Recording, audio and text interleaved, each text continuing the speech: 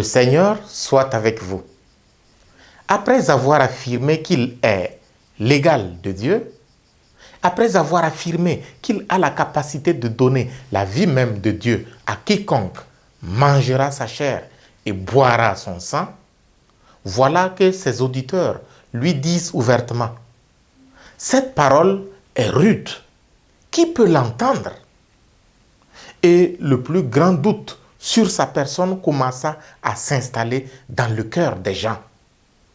Jésus ne craint absolument pas les conséquences négatives qui peuvent surgir de là. Il continue son discours. Cela vous scandalise, demande-t-il.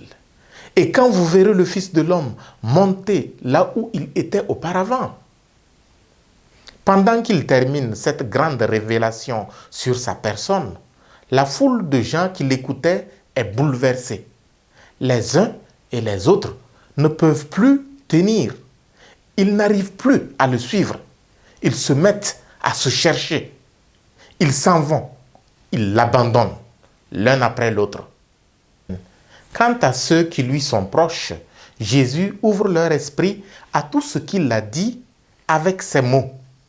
C'est l'esprit qui fait vivre. La chair n'est capable de rien. Les paroles que je vous ai dites sont esprit et elles sont vie. Voilà pourquoi je vous ai dit que personne ne peut venir à moi si cela ne lui est pas donné par le Père. Après leur avoir dit cela, il est prêt à leur lancer le défi de la foi, comme l'a fait Josué avec les fils d'Israël dans la première lecture. Jésus leur demande s'ils veulent s'en aller eux aussi, s'ils veulent l'abandonner, comme ses auditeurs incapables de percer le mystère de son incarnation. Tout comme les fils d'Israël qui ont préféré servir le Seigneur à la demande de Josué, les apôtres aussi acceptent de rester avec Jésus. Seigneur, à qui irions-nous? Tu as les paroles de la vie éternelle. Quant à nous, nous croyons et nous savons que tu es le Saint de Dieu. Ils sont légion. Les personnes qui, restant dans la pesanteur de la chair, n'arrivent pas à s'élever aux grandeurs de l'esprit.